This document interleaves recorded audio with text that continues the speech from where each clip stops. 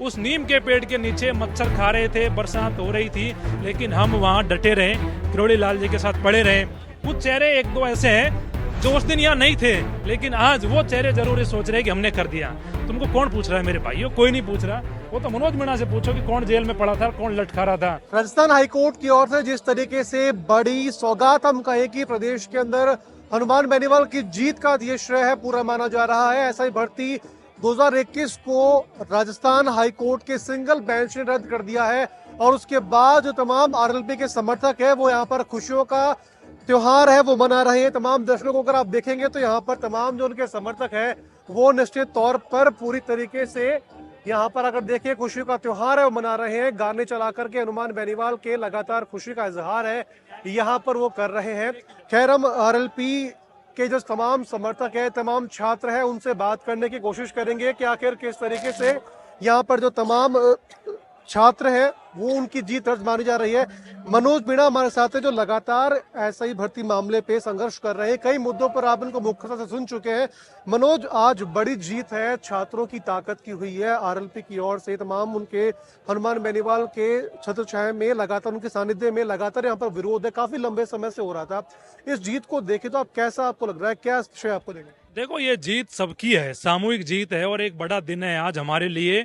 मेरे को वो दिन याद है जब फर्स्ट दिन जब पेपर लीक हुआ था, तब हम यहीं खड़े थे। आज भर्ती रद्द हुई है तब भी हम यहीं खड़े हैं। तो आज का दिन हमारे लिए बहुत बड़ा दिन है और आज खुशी का दिन है और भ्रष्टाचारियों के मुंह पे गहरा तमाचा है। और आज पूरे प्रदेश के युवाओं के लिए बड़ा दिन है, न्याय की जीत है। आज सब खुशियां मना रहे हैं। मैं तो यही कहूंगा कि जो भजन लाल जी कहते फिर रहे थे भर्ती को रद्द नहीं करेंगे, आज कहाँ है भजन लाल जी? भजन लाल जी की कहाँ है कैबिनेट की मंत्रिमंडल की टीम जो कह रहे थे भर्ती को रद्द नहीं करेंगे? मैं धन्यवाद दूंगा माननीय न्यायालय को जिन्होंने निर्णय दिया। मैं धन्यवाद दूंगा हनुमान बेनीवाल जी को, मैं धन्यवाद दूंगा किरोड़ी लाल जी को, जो सबका एक सामूहिक इसमें संघर्ष था और सबके सामूहिक संघर्ष की जीत है। और मेरे को नहीं लगता कि इसमें कोई श्रेयवाड़ी होड़ हो, मेरे को लग रहा है सबकी जीत है। बात करें लगातार पिछले काफी समय से मैं भी आपको देख रहा हूँ, संघर्ष आप कर रहे हैं, पुलिस की लाठियां आपने कही, पुलिस आपको जेल लेकर गई, उसके बावजूद भी यहाँ पर आप लगातार डटे रहे। आज भी आप देखें तो पूरा जिंद्रदेव है, पूरे मेहरबान आप लोगों पर दिखाई दे रहे हैं।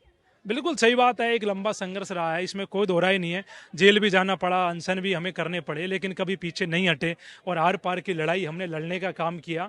और आज का दिन सही मायने में एक बड़ा दिन है। और जब मेरे वो दिन ध्यान है जब जेल में मैं बैठा रहता था और सोचता था कभी तो जीत मिलेगी, जब लोग हंसते थे कि यार ये इसमें तो 2 साल नौकरी करते हो गई, कुछ नहीं हो सकता, एक विश्वास था कि नहीं यार जीत लेंगे एक दिन। और आज वही दिन है कि हमने कर दिखाया और हमने जीत हासिल करी है और इसी को लेकर आज सारे युवाओं में खुशी का माहौल है। सरकार की हठधर्मिता को अगर देखें तो आप उसको लेकर के क्या कहेंगे? सरकार ने काफी समय कोशिश की, आप लोगों ने कहा कि भी पेपर लीक हुआ है, रद्द करो, लेकिन फिर भी सरकार ने नहीं। सरकार के मुंह पे आज एक करारा तमाचा है।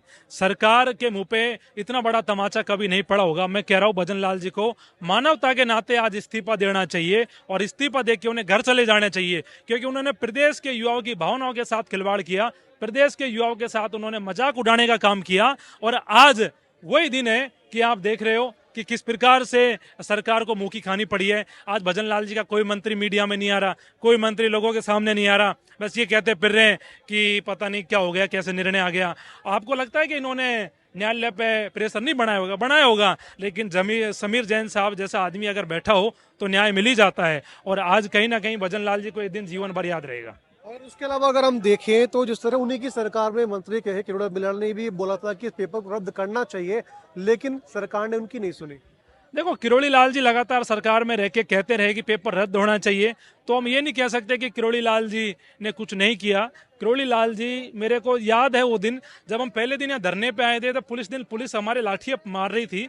उस दिन किरोड़ी लाल जी से बात हुई थी। किरोड़ी लाल जी ने कहा कि यार मैं अभी माधोपुर हूँ, लेकिन 1.5 घंटे में मैं आपके बीच हूँ। रात को 9 बज रहे थे, शायद 10 बज रहे थे। किरोड़ी लाल जी माधोपुर से अपने सारे कार्यक्रम छोड़ के पहले दिन हमारे बीच में यहाँ पहुंचे थे और 4 दिन वो नीम का पेड़ है, अगर आप दिखाओगे तो उस नीम के पेड़ के नीचे मच्छर खा रहे थे, बरसात हो रही थी, लेकिन हम वहां डटे रहे, किरोड़ी लाल जी के साथ पड़े रहे।